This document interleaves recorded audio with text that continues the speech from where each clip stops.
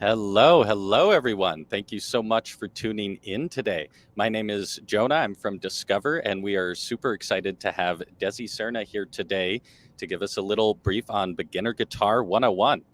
Before we get going any further, want to make sure all of you that are watching and listening can hear us, that everything sounds okay.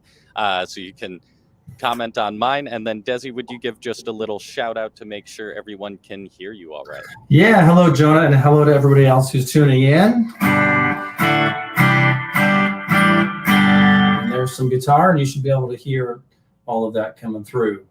Sweet. That's all sounding good. And for all those watching, just to set some expectations, feel free at any point to pop in the comments with something that is inspiring you or something you want to learn or you're excited about, or even just where you're coming in from. We love to hear where people are tuning in from. If Desi's moving quick or anything seems like it's moving too fast, don't worry. There will be a replay available that'll be emailed to you along with the course offer after the event. You can also come and rewatch the replay on the YouTube or the Discover Events page. And just to move on, give a proper introduction. We have Desi Serna. He is doing Beginner Guitar 101. A couple things we can expect to learn today: how to choose the right guitar for you, to the techniques that you need to know to play it, and how to put together a practice routine to help you play songs that you love. Little background on Desi. Hailed as a music theory expert by Rolling Stone magazine, Desi Serna is the author of several instructional guitar books and video courses. He hosts one of the most popular guitar podcasts on the internet and has millions of views on YouTube. Desi is known for his practical, hands-on approach to music teaching with a focus on the guitar fretboard and emphasis on popular songs. He honed his craft through decades of teaching, performing, and publishing, and he lives in Nashville, Tennessee area and works full-time managing his guitarmusictheory.com website and related content. Now, Desi, I know you wanted to field out a couple questions or get familiar with the audience a little bit before we dive in. I'll hand it over to you for that. Yeah, so I mean, this is a beginner kind of 101 course, so it's going to be kind of an intro to guitar. And really what I'd like to talk about is the sort of things that you should be familiar with, like before you even begin to play. Like, how do you prepare yourself to play so that you can be productive as you learn? But I realize that there may be people tuning in who aren't starting from scratch. I'm not sure. Maybe there are people who have not yet even picked up a guitar and tried to play. Maybe you have already done that, but you're still in the beginner phase and you're kind of struggling to move out of it. So I think it would be helpful initially just to get some comments or questions from everyone tuning in here, just so I can get a feel for where most people are at, and that will kind of help me then get started with the presentation and know how to best begin. So let's put those questions out there, or comments, or maybe just tell me like whether or not you've already started or how far along you are in the process. Yeah. Well, and as those questions come in, I would love to field one, which I as a guitarist, I know I get with students in general, which right off the bat with which guitar to choose. Do you have a strong opinion about starting with acoustic or electric guitar, or do you feel those are pretty transmissible talents? Yeah, I think, well, you could start learning on either one. I think maybe what I'll address first is that some people are under the impression that you ought to start with an acoustic guitar, and not until you accomplish something on an acoustic guitar can you then kind of graduate to an electric guitar, like you have to kind of earn that. Well, I don't think I don't think that makes sense, and that's not something that I subscribe to. You can learn on an acoustic or an electric guitar. Electric guitars are easier to play because they have lighter strings, and they can usually be set up so that the strings are closer to the fretboard, which makes notes easier to fret. And it can make a big difference, particularly if someone's brand new, so everything is pretty challenging to begin with. And oftentimes, learning how to play on an electric guitar first can just make things a little bit easier. I'm not a fan of the philosophy that you should make things extra hard at the beginning and then make them easier later, because the reality is that most people will quit guitar because they think it's too hard and their fingers hurt too much, or they just don't sound good. They're not making much progress. And I wouldn't, I wouldn't want that to happen. And we certainly wouldn't take someone to the gym and put more weight on the bar than they can handle and say, trust me, we're going to make it difficult first and then we'll take weight off later. Like, that's not how you do things. So this idea that you have to make things difficult initially, I don't think that's a good approach. I think what's most important is, obviously, you just want to start. So you don't want to procrastinate or be picky. If you're able to acquire an acoustic guitar or an electric guitar, then you've got something to start with, and go ahead and get started. And I think you want to consider, like, what are you most motivated to play? So some people are not at all interested in electric guitar because they're listening to acoustic music. They're listening to kind of folky pop stuff, and maybe they're kind of an aspiring singer-songwriter, and so they just want to strum some acoustic guitar to support their vocals. They're just not interested in guitar beyond that. In which case, okay, yeah, it might make sense for them just to get an acoustic guitar, because that's probably going to serve their needs long term. But I would say most people, if they really have a desire to play guitar, are inspired by a variety of guitar music, most of which is played on electric guitar. Mm-hmm. And so they're going to be more inspired to pick up an electric and play. They're going to want to add some effects like distortion and overdrive, which we can talk about later. And they're going to want to play in the style of the electric guitar songs that they're listening to. So you just want to think about what you're most motivated to play. Typically, when someone learns guitar successfully and they stick with it, they would end up getting both an acoustic and an electric guitar. So you can do some of your Jack Johnson or James Taylor or whatever on your acoustic, and then you can do some of your classic rock and blues stuff on your electric, and you kind of just go back and forth. Typically, most guitar players have both an acoustic and an electric guitar. Yeah, I really appreciate that answer too, because I definitely was taught under the, like, you have to struggle before you can have fun kind of methodology. Yeah. And I don't know if that did me good or not. It definitely left me frustrated. So I appreciate that. Just to check in with our viewers, we're getting not specific questions, but we're getting like advanced. We got a couple advanced beginners, a novice, and a beginner. So it looks like everyone's had a guitar in their hands, but we're all kind of starting a similar spot. Mm-hmm. Did you have any specific questions you wanted to ask the viewers, or did you just want to get rolling and we can tackle questions as they come? If any viewers have any particular questions that maybe you were hoping that to submit later in the Q&A, I would say go ahead and submit them now. Mm-hmm. I may not address them right now, but that'll just kind of help me know how to best proceed here. So let's just throw a couple of questions out that people might have. 5 guitars here, 3 acoustic, 2 electric. I love he's counting all the guitars. Yeah, and typically, like, when people that end up sticking with guitar long term, not only would they have an acoustic or electric guitar, they might even have a variety of each. So they might have a couple of acoustics, they might have a couple different electrics, because there's different types of electronics. We'll get into that could be on an electric, which will have a slightly different sound. So you might want to use ideally, if you're going to use a different guitar to play Sweet Home Alabama than you would to play Sweet Child of Mine, just because 2 different types of guitars were used for that recording. And so, you might get to the point where you want to be real particular about what you use on the songs that you play. You want to try to match the sound of the recordings. And of course, we'll get into this as well. If you're going to play an electric guitar, well, then you need an amplifier, and there's effects and stuff involved. So yeah, we guitar players love our gear. And so it's pretty common, even for someone who's just a hobbyist, to have a variety of gear. That's how you get a variety of sounds. And it's just fun too. It's like, we like our gear. We like accessories too, We need everyone. Catch them all. Yeah. Here we got, I think this is a great starting question because rhythm is so important and so challenging at first. What is the best way to learn staying in time? Well, from the beginning, I always want to have people strumming along with music as soon as possible.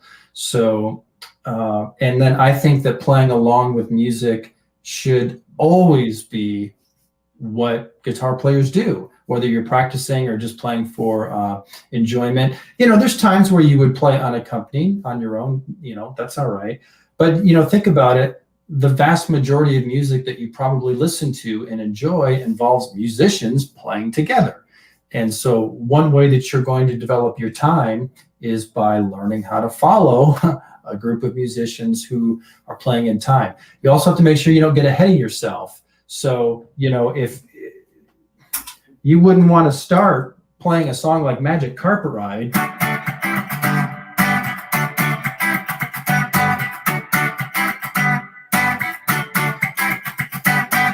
it's syncopated. There's a lot of strumming. There's some fretting hand techniques there where I was releasing the pressure on the strings, and there's some string scratching. All of these are great rhythm guitar techniques that you want to learn eventually. But this would be really difficult for someone who is still a beginner. So you got to start with, super simple things, and learn how to do basic strumming and basic rhythm in time. Learn how to follow a piece of music, and learn lots of songs. When you learn how to play like a couple of chords or a basic strum pattern, you don't check it off your list and say, okay, what's next?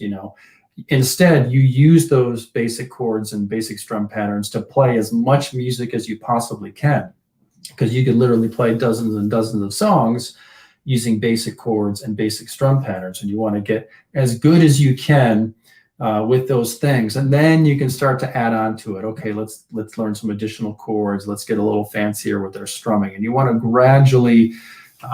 gradually build. So, for all my years of teaching, when someone struggles with rhythm, usually the top two issues are they're not playing along with music, or they've gotten ahead of themselves and they're just trying to play something that they're not ready for yet. And so we just have to back up and just kind of fill in those gaps. Cool. I love that approach too, because I know there's always like the just play to a metronome forever approach that can get a little boring, and then that's not what you're going to do in the end. You want to play to other music. And so Yeah.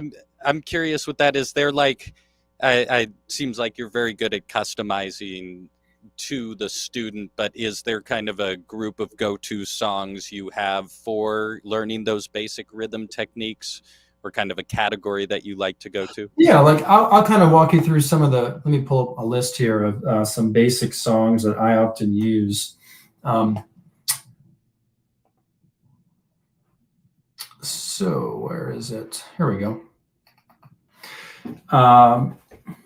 So, initially, if someone's a brand new beginner, we're going to talk about the basics of guitar, and we'll probably back up here in a moment and do that. But let me just address this question specifically since it's come up.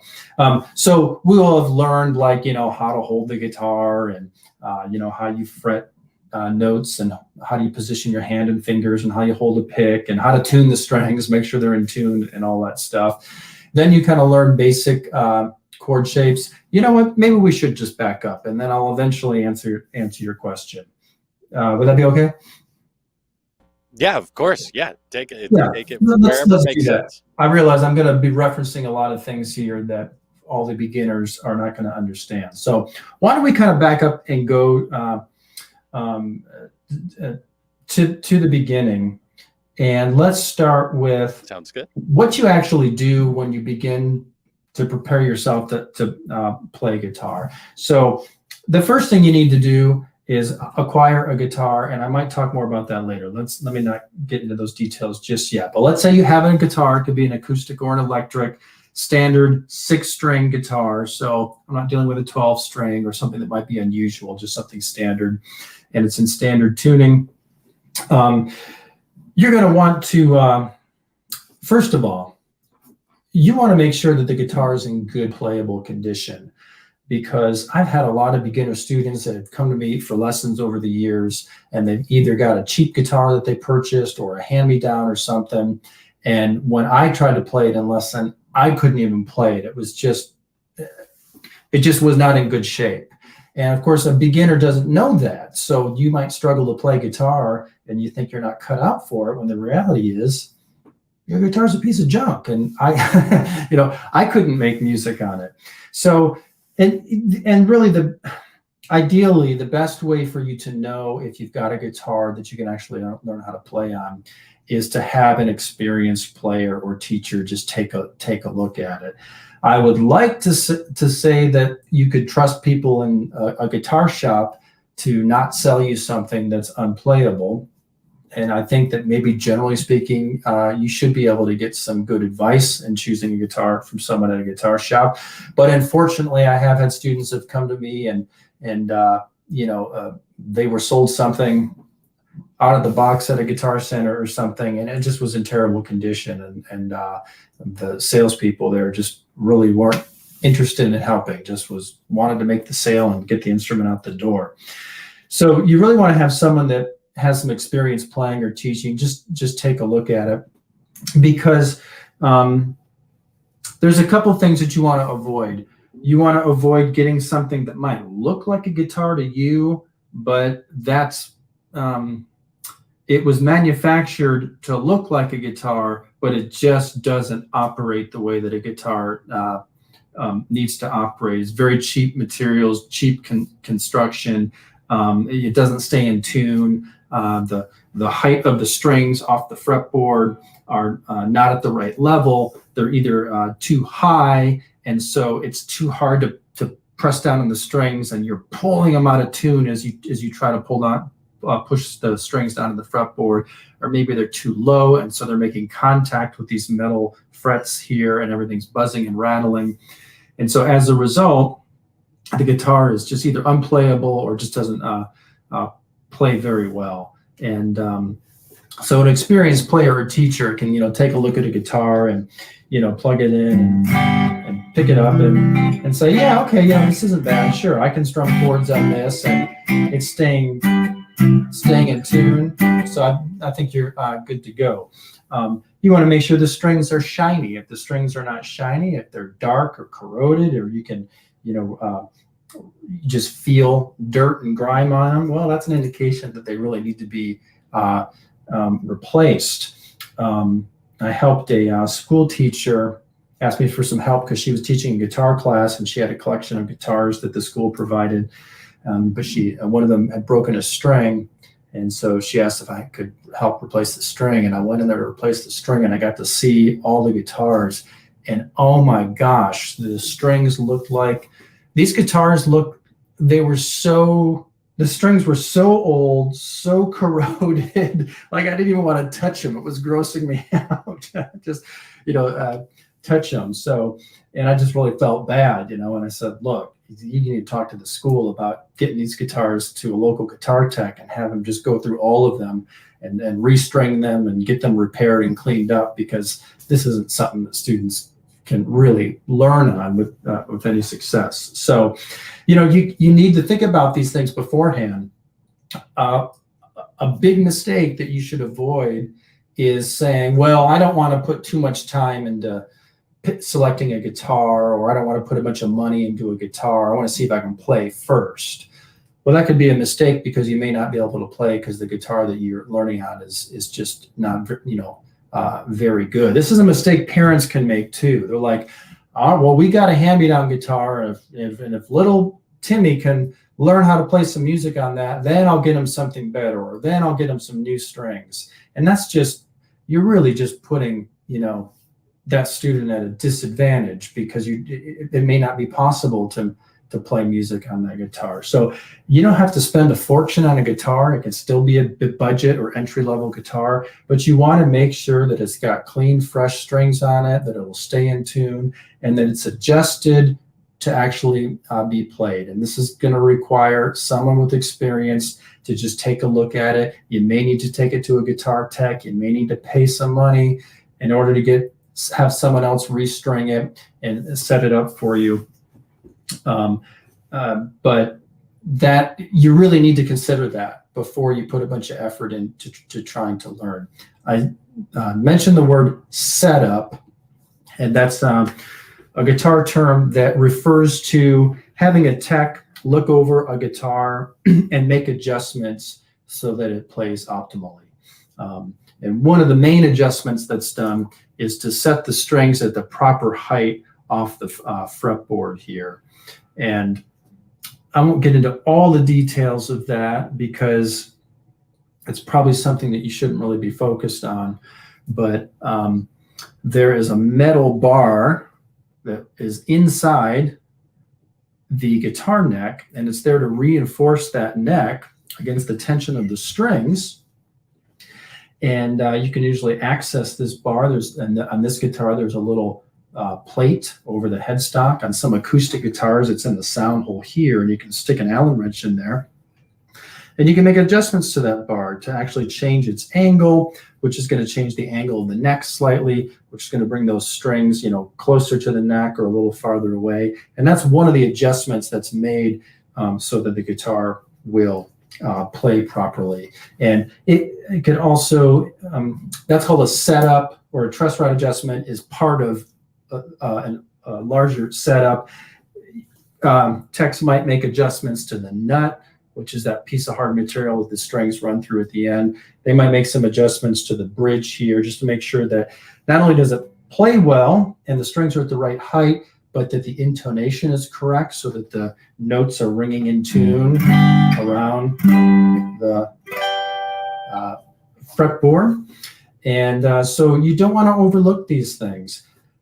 Personally, I prefer to have students let somebody else take care of that, because if you're just learning how to play guitar, then you want to focus on playing guitar. You're not trying to be a guitar tech. You're trying to be a guitar player.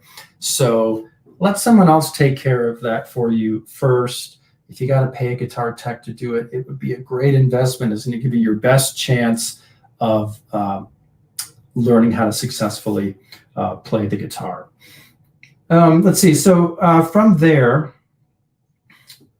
where do you start? What do you learn how to play initially? Do you learn how to read music? Do you have to memorize the notes in the fretboard? So my approach is I like to get people started with chords, and I like to get them started with strumming along with familiar songs. So there are many styles that you could play on guitar, but I've been teaching for decades.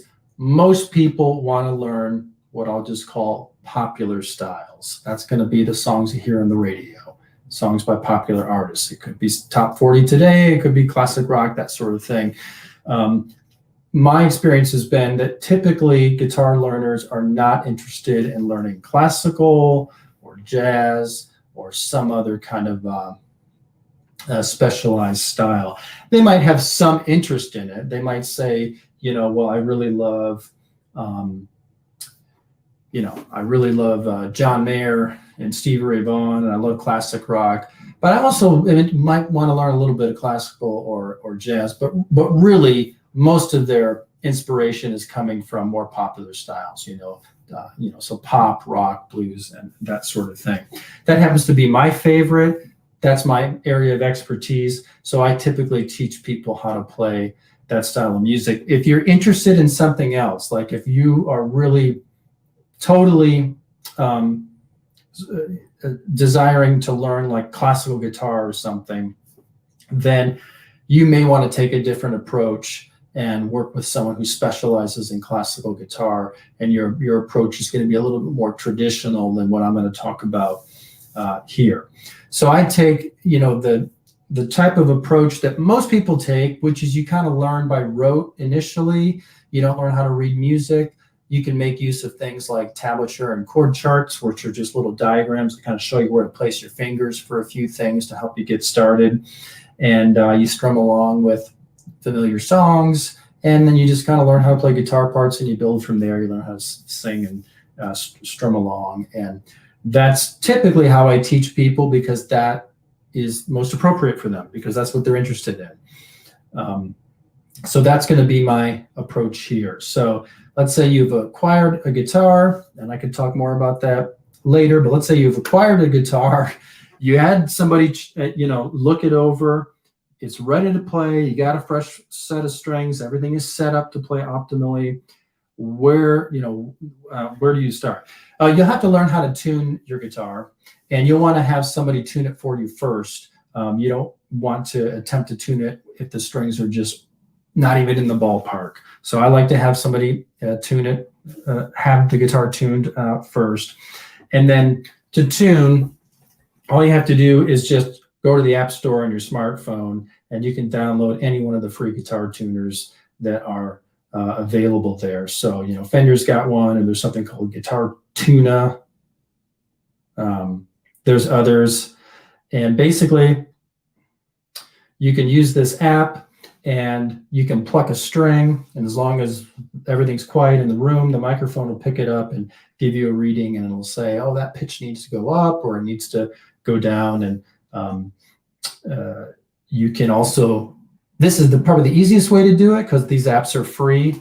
You can also purchase like a little clip-on tuner that clips onto the headstock here. And these will actually, they sense the vibration of the string. So if you're in a noisy room or a club, guitar players can use these clip-on tuners, and they can look at the little display there, and they can adjust their strings without having interference from background noise. So, and these tuners will give you a little bit of instruction too about what to do and how to use them. So it's not a bad idea to learn the notes and numbers of the strings. You got 6 strings on the guitar. They're counted from the bottom up. 1, 2, 3, 4, 5, 6. And these are all musical pitches. They are E, B, G, D, A, and E. And you kind of get to know those pitches as you start to use them to play music. But just getting started, you could remember them with the sentence, Easter bunnies get drunk after Easter.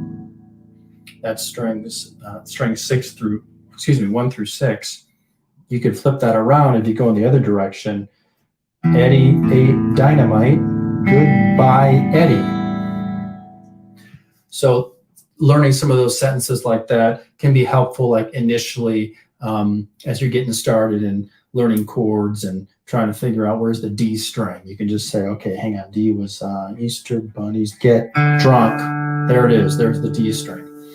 But again, I don't think you need to focus too much on, trying to memorize those, because as you start to use them, you're going to commit them to memory. And I would rather have people do that than put off learning other things and say, I'm not going to do anything until I memorize these notes. And actually, while we're on this topic, it's real common for some people to think that they have to familiarize themselves with all the notes on the fretboard before they're able to take any other steps and learn some chords or begin strumming songs. And I don't recommend that. I don't think it's necessary. I think that's a good way to get yourself totally caught up in something that is just unnecessary and prevents you from moving forward.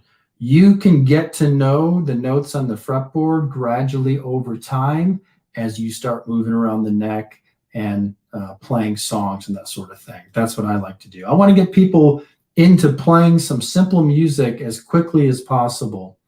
Same thing goes with music theory. I have authored several books on music theory, like Guitar Theory for Dummies and Fretboard Theory and others. That's kind of what I'm known for. I've built a brand and a name around that. But I wouldn't recommend those books for beginners. They're not for beginners. You need to learn how to play first. You want to kind of lay a foundation, get some essential skills, learn how to strum along with simple songs, and actually start playing guitar. Then over time, once you can play, then you can start to learn some music theory. Well, why do those chords go together? Or why does that melody fit with those chords? And or what specifically are these notes? And how is this piece of music thought of in music theory? That's actually really good stuff to learn once you can play. the basics. So you don't want to get caught up with trying to learn music theory right out of the gate, or trying to memorize a bunch of notes on the fretboard out of the gate. I just think that delays it's unnecessary, and it just delays your progress. In fact, I've seen it over and over where people just really fail to progress because they're just stuck on, well, I'm trying to memorize these notes, or I'm trying to remember the modes of the major scale. And I'm like, okay, could you strum along the basic song? And they say no. I'm like, why are you even let's work on some basic songs first. You can learn about modes, and you can get to know the notes over time. So I want to really take like a hands-on approach and just get people strumming along, with some music, and you can fill in with the technical stuff later, as opposed to what you might do if like you took a guitar class or something in high school or college. Different environment, in order to kind of meet the requirements of that environment, you're going to have to pass a test and learn how to memorize certain type of information. So they're going to throw more information at you, and your playing skills are less important typically in that sort of environment. And that's probably why most people who take a guitar class in high school or college really don't learn how to play guitar, because they got exposed to some information, but they weren't really trained how to play very much. So when I'm teaching people, I'm going to do just the opposite. I want to get them playing. And we will fill in with technical stuff later when it's needed. And my philosophy is I'm only going to fill in with the technical stuff that is needed. It's not always necessary that you are aware of every single note that you're playing. It's not always necessary that you're aware of everything, how things would be expressed in music theory. There's some value to that, obviously, because I do teach it and I've written books on it, but I think I've said enough about that. So I usually want to have people jump into starting to finger some basic chords as quickly as possible. So on the guitar, like a piano, you could play individual notes, or you can play groups of notes and they ring together and create harmony, and those are called chords.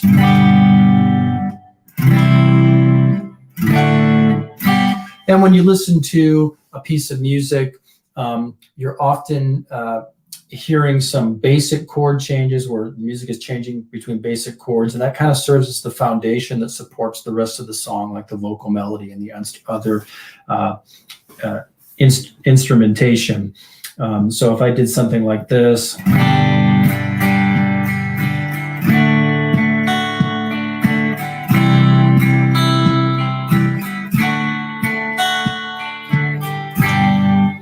that's a handful of basic chords there. And that actually forms the basis for the song Wonderful Tonight by Eric Clapton. Oldie but a goodie, nice slow song in a slow tempo, doesn't change chords too often or quickly. And that's going to support the vocal melody. It's going to support the lead guitar.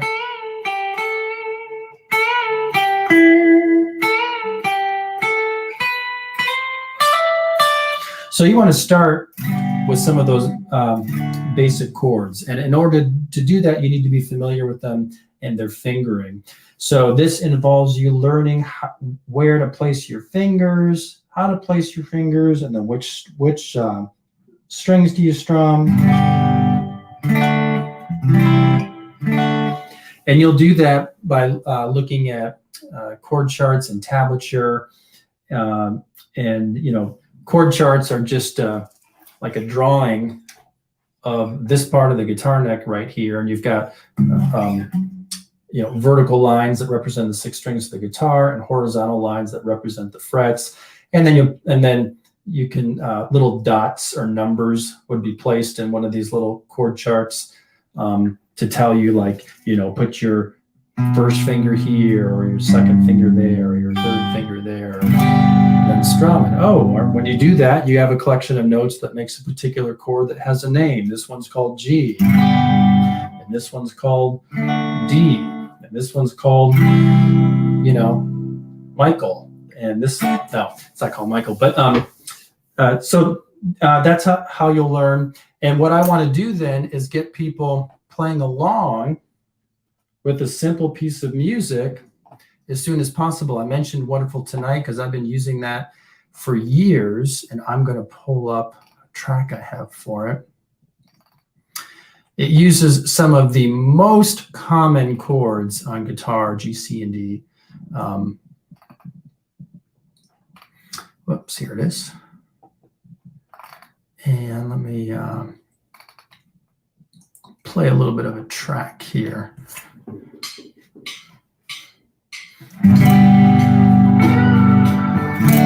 That track's a little quiet, but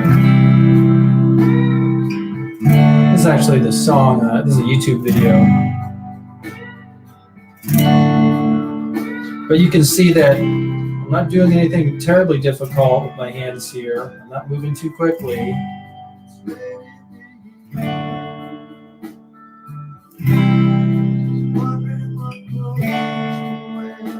And I'm just strumming very simply. I'm just following the main chord changes. I'm not even doing any strumming in between. And sometimes I would even take a song like that and maybe slow it down a little bit just to help people be able to keep up. Because at the very beginning, even a slow song can be challenging, trying to get your fingers from one shape to another. But I use the song as an exercise. I get a lot of people that ask me about exercises. What exercises should I be doing? What exercise books do you recommend? Or working on this exercise book that I found on Amazon. And generally speaking, I am not a fan of exercises. My philosophy is I want to make music my exercise. So instead of following some generic exercise in a exercise book that tries to get you to play Twister with your fingers and do things that you would think are going to help improve your finger dexterity so you can play better.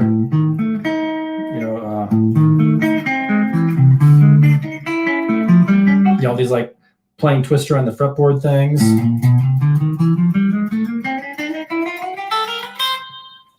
Sometimes those things can have their place, but in the beginning, I don't want people practicing that sort of thing. I want to have people practicing this sort of thing.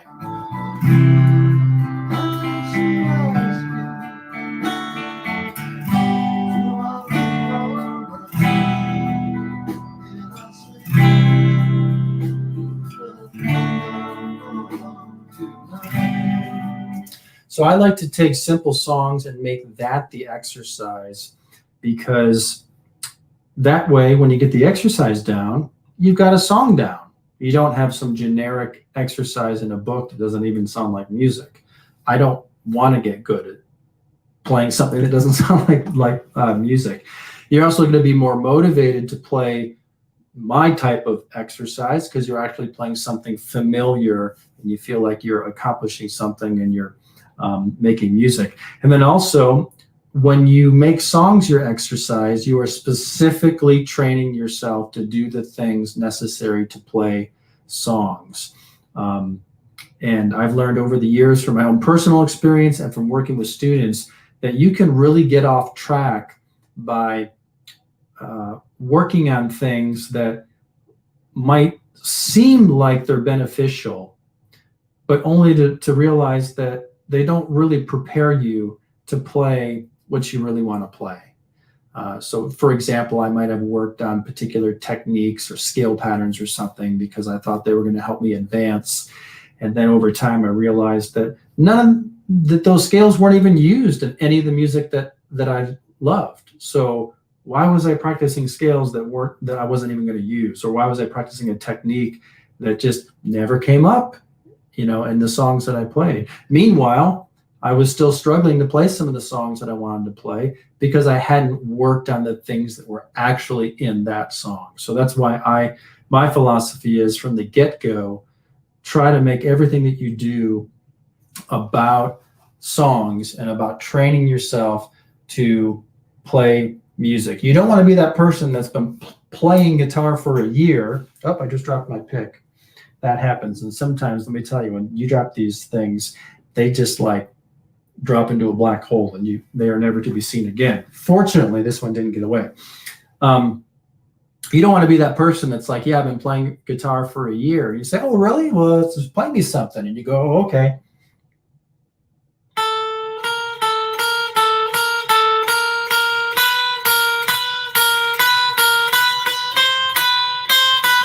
Okay. It's like, that's not what we signed up for, you know? Now, someone out there might be saying, oh, well, an exercise like that could serve a good purpose in some situations. Okay, yeah, but generally speaking, no, that's not what you want to do. You know, you want to be able to pick up your guitar and play something familiar.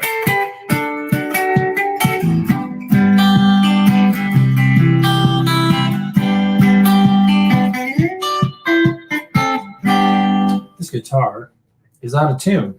I just switched to my tuner, and let me go through and check it really quick. And if anyone has any comments or questions, maybe now would be a good time for me to just kind of take a quick break from what I'm doing. Desi, I was going to pop in quick because I think there's a very relevant question here to starting with just playing songs. But Michael Hager says he's working on Smoke on the Water and having a hard time hearing some of the chord changes, and is simply asking, will it get easier? But I've encountered this before too, where you have the chords in front of you and you know the chords are changing. How do you work on being able to actually hear those changes so you can play along? Yeah, good question. So first of all, you want to make sure that you can clearly hear the music. So I don't know, who asked the question?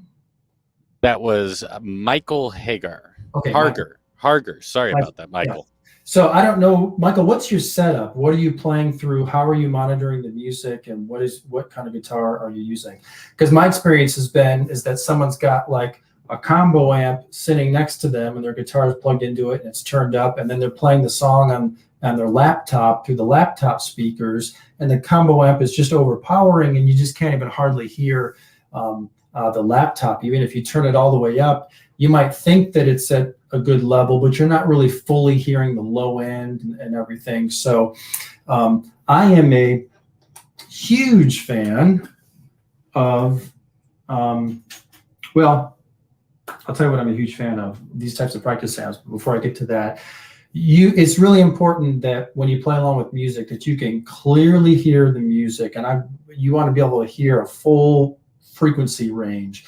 So instead of just using some cheap earbuds or your phone or laptop speakers, it would be better if you were going through some studio monitors or maybe a higher quality Bluetooth speaker where you can turn it up and clearly hear it and hear the drums and the bass and the low end. And let me grab this practice amp here. Did Michael give us some more information about his setup? I'm just curious. Using an Apple headphones with Apple headphones using an amp with headphones with Apple headphones. Oh, so he's got Apple headphones in. The creative. And he's putting his amp over it as well. Well, let me ask you, Michael, do you feel like you're clearly hearing the music, the drums, the kick drum, the bass, and you're able to just track with the music? Let me know. If so, we'll talk about some other things that might help. But let me kind of go a little off topic here, and we'll bring this back. When you're choosing a guitar, like an acoustic or an electric, there's lots of options to choose from, different styles, and some guitars have skinny electronic pickups in them like this. Those are called single coils. And some guitars have these thicker pickups, which are actually groups of 2 single coils under some nickel covers here. Those are called humbuckers. And you can learn on either one. They all have a slightly different tone. And some guitar players like the thinner sound of the single coils. Some guitar players like the thicker sound of the humbuckers. A lot of electric guitar players like to have one of each. They'll have a single coil guitar and a humbucker guitar so they can cover a variety of music. And a good way to figure out what might be a good guitar for you is to look to the guitar players and bands that are inspiring you to play and see what they're playing. So maybe like if your biggest inspiration is Slash from Guns N' Roses, you're going to notice that he's playing this style of guitar with these thicker humbucker pickups. So get a guitar like that. It doesn't have to be the same model. You might get an inexpensive version. If you are really into Stevie Ray Vaughan or John Mayer or Jimi Hendrix, you're going to notice that they prefer these skinnier pickups, particularly in this 3 pickup configuration. So you might want to get something like that.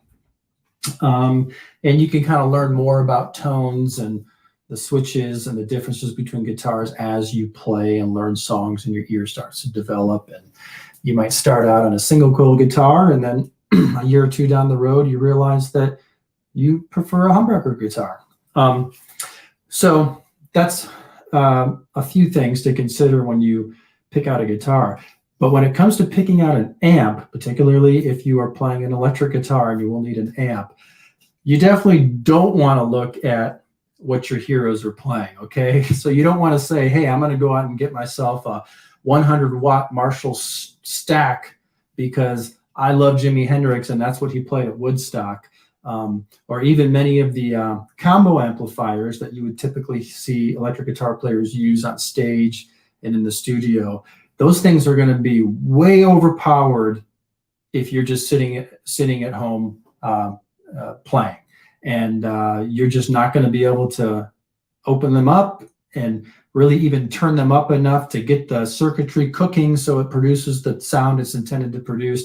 Because if you did, you'd blow out your windows or you'd hurt your ears and it would be difficult to sit in front of, and you're going to have a hard time hearing music. So So don't buy something that a guitar player would use in a really noisy environment like a studio or stage. That's not going to work for you when you're at home. Instead, you want to look at getting something that's specifically designed for home use. That's going to be something that's small. It's going to be very low powered. You can play it at a comfortable bedroom level.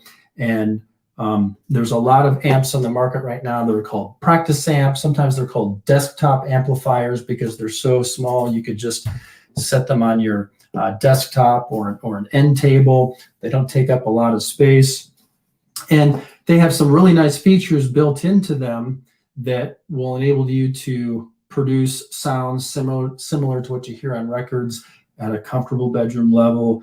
It'll give you a variety of sounds and some basic effects that you dial in, so you won't need any, external stop box pedals or something that you often see players use.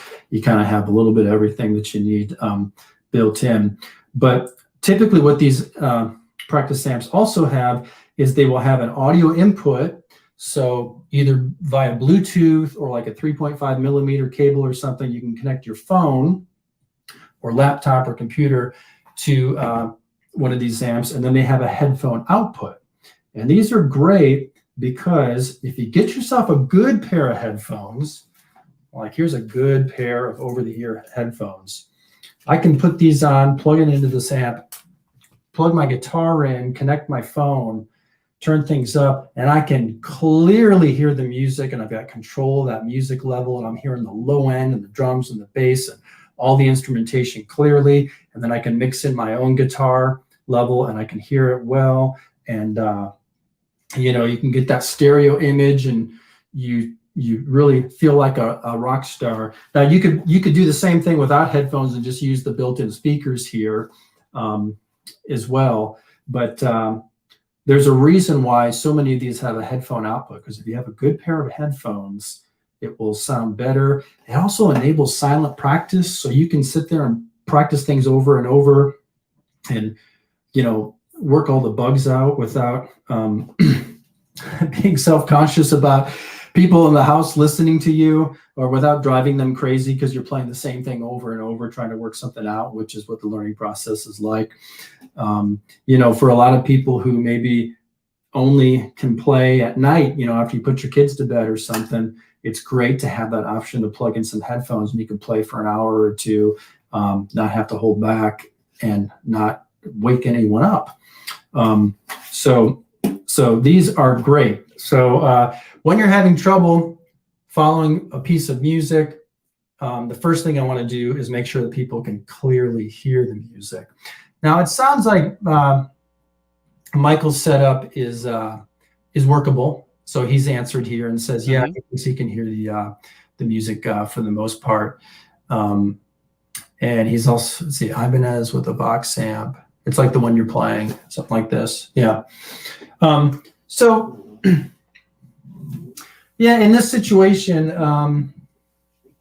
I would just have to guess, Michael, like typically when someone gets stuck on something, I might say, hey, let's connect for a private lesson on Skype or Zoom here, just so I can watch people. And then usually I can kind of recognize, like, you know, where they're getting stuck. Sometimes you need to count.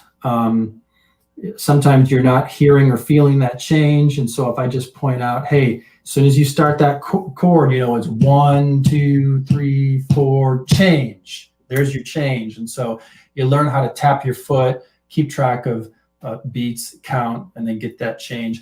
Sometimes you just have to learn how to take a cue from the music, you know. You know, I'd say, okay, so when you know the guitar player, when Eric Clapton says, and then she asks me, okay, that's when it goes to the C chord. So listen to the vocals, and that's your cue.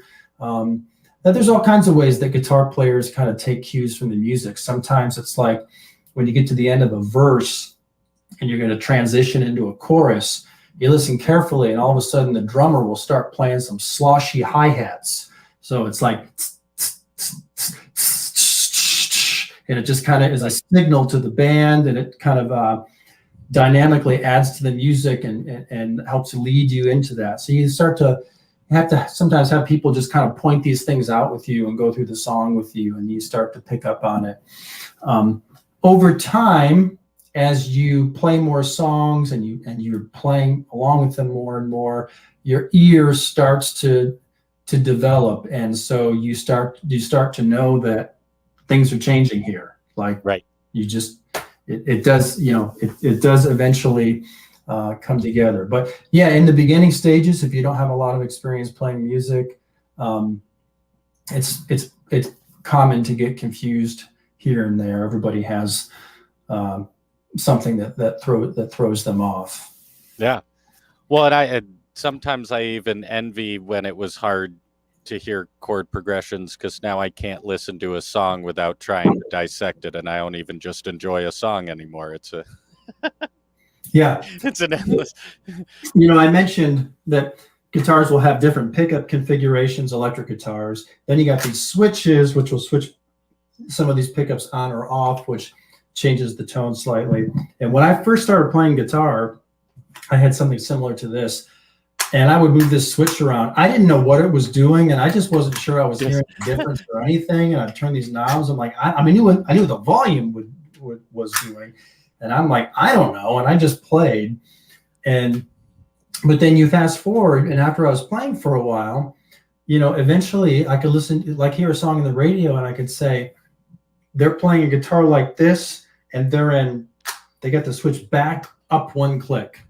Right. And I could just hear that on the radio. So over time, as I just got exposed to more sounds and played the guitar, I started to hear the nuances of it. Just like, you know, if you learn a foreign language or something, you might really struggle with pronunciation.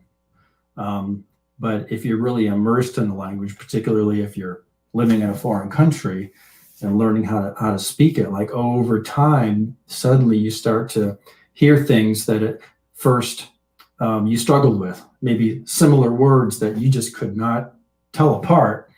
And then over time, you're like, there is a difference. I hear it now. Same thing happens with music. So, Michael, don't give up.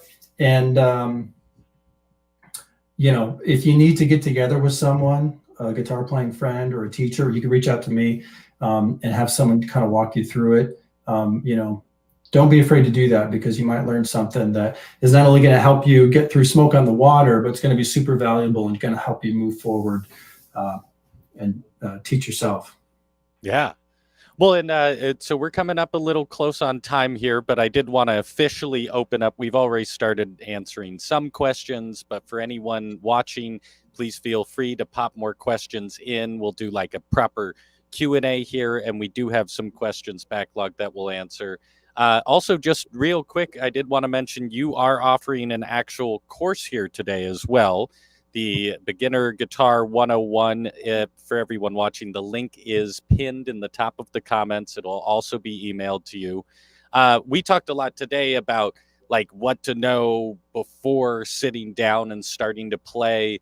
Can you talk a little more about what's in the course itself while people are asking their questions there?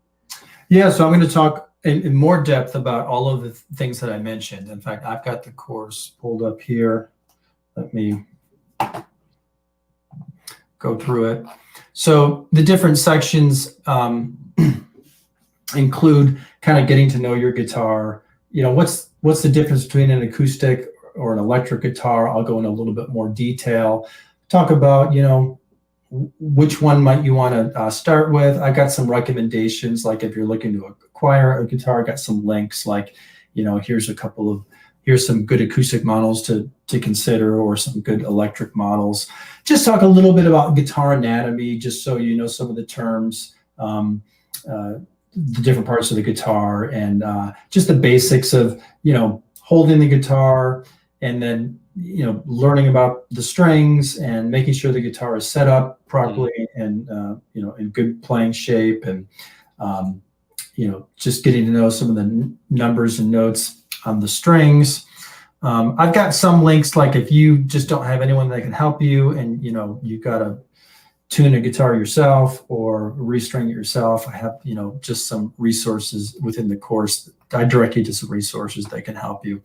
And then I'm going to get you started with, we're going to hop straight into chords, which is playing those groups of notes that you strum. You see people strumming on their strum songs, and learning how to place your fingers on them, and learning how to get notes to ring clearly, and learning how to get your fingers from one chord shape to another chord shape. It's like you're playing Twister, you know, every 2 seconds, your fingers got to just move to this different formation. And so I talk about that, and I do give you some kind of, it's just some generic backing tracks where we can isolate some of those chord changes. So let's say you learn your G chord first and your D chord second. Well, before adding any other chords, I've got some music you can play along with, and you can practice going back and forth between that G and D.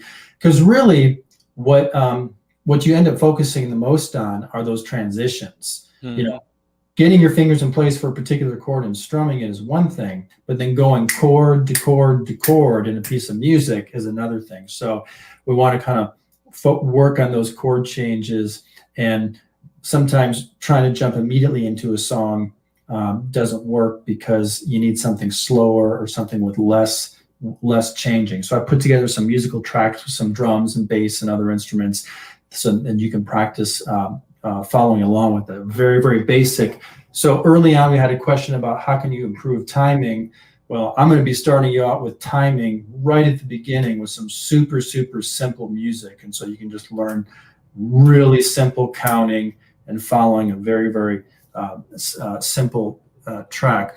I also introduced tablature, which is just a little number notation method that's super easy. You can learn it in seconds, and it's another way that you can write out at least some information of guitar music to help you figure out where to place your fingers for a particular part. You'll learn all about that in the free course. And after you go through like kind of a variety of exercises to learn those chords, there are 3 songs that I walk you through. Wonderful Tonight by Eric Clapton, Wild Thing by the Trogs, and then Smoke on the Water by Deep Purple.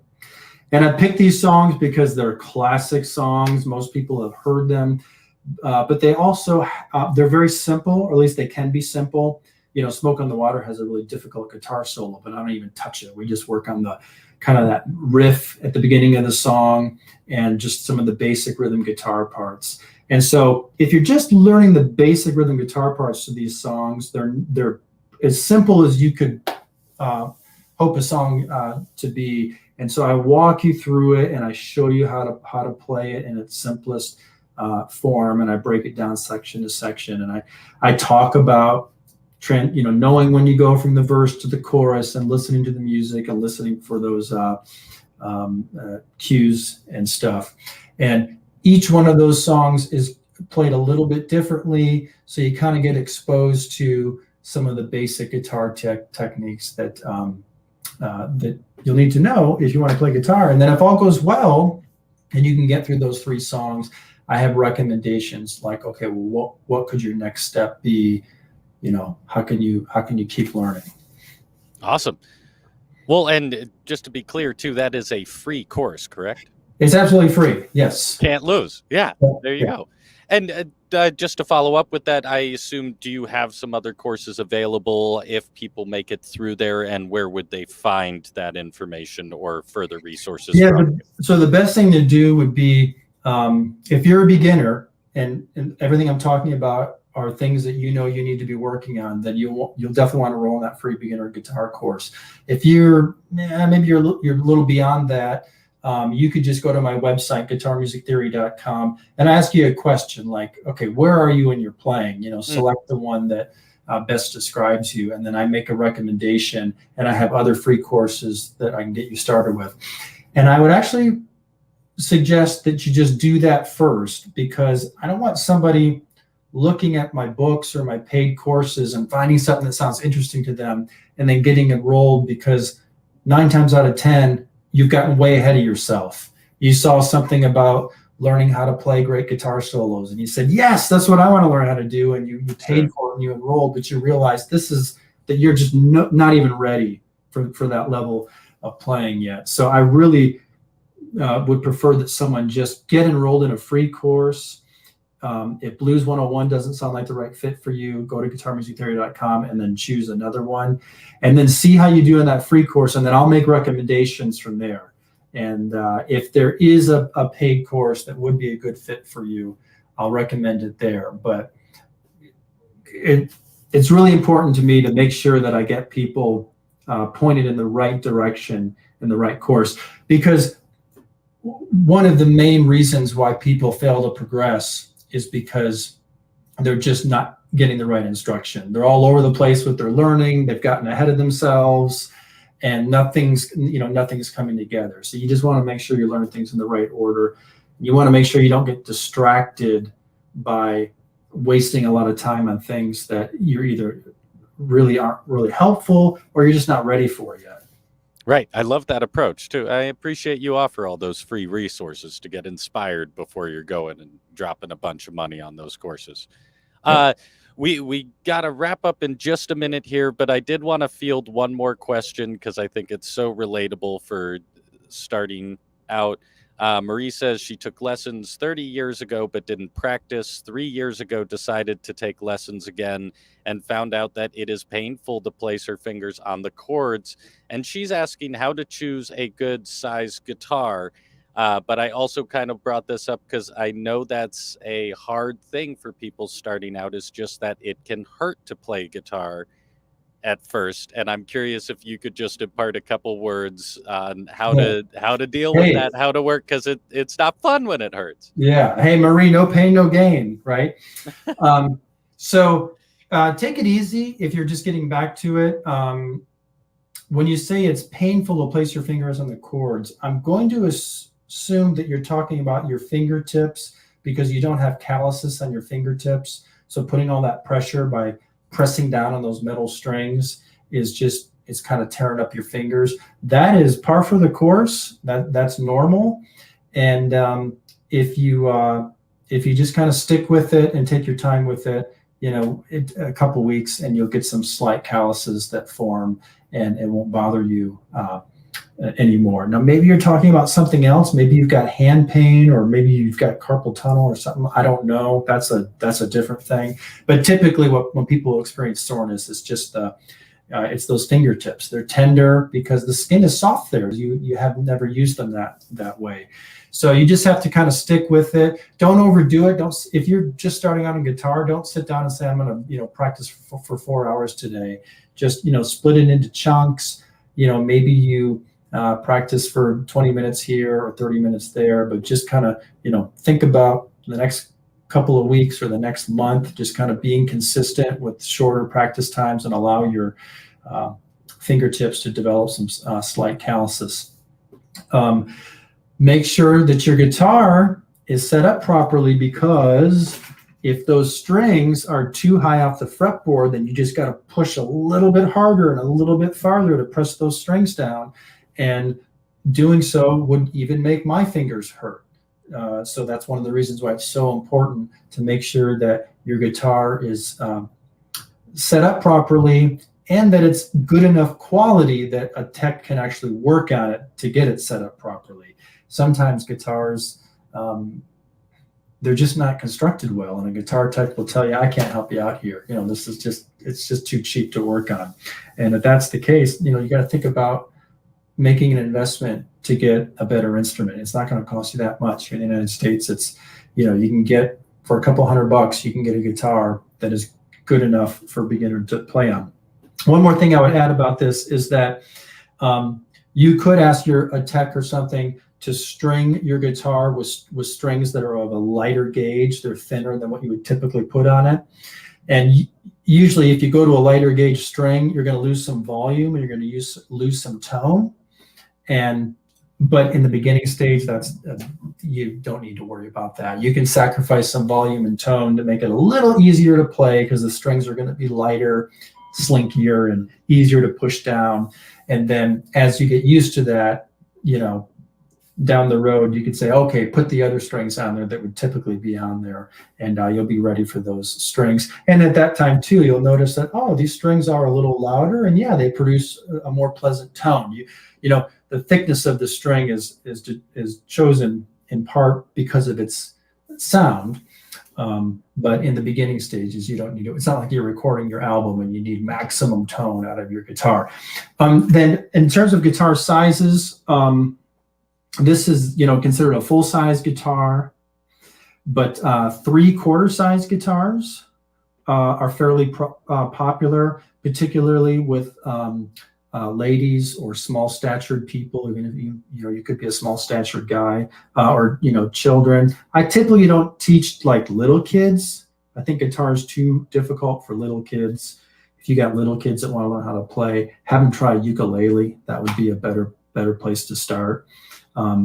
I feel like guitar learners who are maybe 13 and up typically do best. You got to make sure your hands are at least big enough to play a full size or 3/4 size guitar. But there are guitars of some slightly different sizes, and some guitars might be considered standard sizes, but some models are still a little bigger than others. And then the thickness of the bodies can change too. So maybe you're just having a problem getting your arm around the body. So maybe you don't necessarily need a shorter scale guitar. Maybe you just need something with a thinner body that you can hug in more closely. So if you're someone who has smaller hands, then yes, absolutely. See if you can find either a full-size guitar that's skinny enough that you can get your hands around it, or consider getting a 3/4 size guitar or something like that. You can shop online or go to your local guitar shop. I got a video on YouTube. You could just search Desi Serna guitar small hands. Whole video where I talk about different things to take into consideration if you have extra small hands and you're struggling because of that. And I show you different guitar options and make some different recommendations. I also got a lot of really good comments on that video from people who said, I'm very short and have tiny hands, and here's what worked for me. So that'll be very, very helpful for you. That's awesome. I appreciate it so much. Well, thank you, Desi, so much for your time. And for everyone watching, I feel like it's a no-brainer to go check out that course. It's free, and this is really valuable information. If you enjoyed this video and videos like it, please like and subscribe to the Discover channel, trying to bring creators like Desi here to teach us valuable information and build more of a community around it. Desi, before we kind of hop off here, do you have any last little words of wisdom for our viewers as they embark on playing guitar?